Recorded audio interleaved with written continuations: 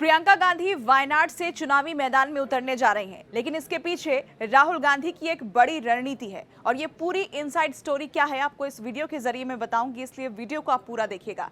लेकिन उससे पहले अगर न्यूज़ 18 इंडिया के हमारे यूट्यूब चैनल को आपने सब्सक्राइब नहीं किया है तो पहले हमारे चैनल को सब्सक्राइब कर लें। साथ ही अगर ये वीडियो आपको पसंद आए तो इसे लाइक और शेयर जरूर करें। 52 साल की उम्र में प्रियंका गांधी अपने जीवन का पहला चुनाव लड़ रही हैं। सीट चुनी है दक्षिण भारत के केरल राज्य की वायनाड, वही वायनाड जहां से राहुल गांधी 2 बार सांसद का चुनाव जीत चुके हैं। राहुल के रायबरेली सीट रखने और वायनाड छोड़ने के बाद प्रियंका की एंट्री चुनावी राजनीति में हो रही है।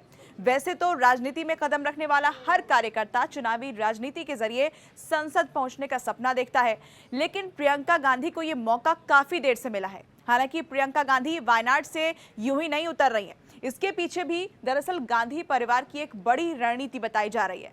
प्रियंका गांधी राजनीति में सोनिया गांधी के प्रचार के जरिए जुड़ी, उसके बाद राहुल गांधी के चुनावी कार्यक्रम की पूरी कमान उनके पास आ गई। इसके बाद वो अमेठी और रायबरेली की कर्ता धर्ता बन गई।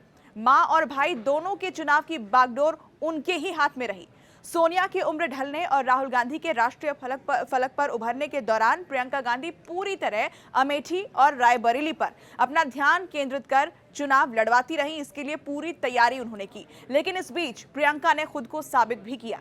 हाल तक उन्होंने राहुल गांधी के रायबरेली जाने के फैसले के बाद अमेठी की कमान संभाली और किशोरी लाल शर्मा के चुनाव की कमान अपने हाथ में उन्होंने ले ली। अमेठी से जीत और रायबरेली से राहुल गांधी के रिकॉर्ड मतों से जीतने के बाद सोनिया गांधी पर प्रियंका को इनाम देने का दबाव भी बढ़ गया। वायनाड सीट खाली करने के राहुल गांधी के ऐलान के साथ ही मौका भी आया और दस्तूर भी प्रियंका को चुनाव लड़वाया जाए। गांधी परिवार को भी यह फैसला लेने में ज्यादा वक्त नहीं लगा। अब आपको ये बताते हैं कि प्रियंका ने वायनाड को ही क्यों चुना है, वायनाड से उन्हें क्यों लड़वाया जा रहा है। सवाल यही है कि वायनाड से उन्हें लड़वाया क्यों जा रहा है, तो इसके पीछे राहुल गांधी की उत्तर और दक्षिण की राजनीति को साधने की रणनीति है। राहुल गांधी ये मानते हैं कि जब अमेठी ने दगा दिया तब उनको सुदूर दक्षिण के वायनाड नहीं बचाया। वायनाड के लिए राहुल गांधी के मन में इज्जत इतनी बढ़ गई कि वायनाड छोड़ने का फैसला लेना उनके लिए काफी मुश्किल हो गया था। उधर केरल और वायनाड के लोगों ने एक सुर में मांग की कि राहुल अगर वायनाड छोड़ रहे हैं तो गांधी परिवार के ही किसी सदस्य को यहां से चुनाव लड़ना चाहिए। स्वाभाविक है वो नाम प्रियंका का ही होता और हुआ भी वही।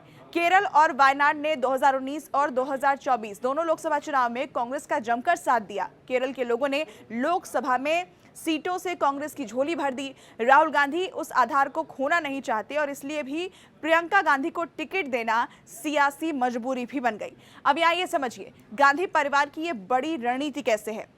अब कांग्रेस को उत्तर में पुनर्जीवित करने का जो जिम्मा है वो पार्टी राहुल गांधी के कंधे पर दे चुकी है और दक्षिण भारत में राहुल गांधी इस मिशन में काफी सफल भी रह चुके हैं।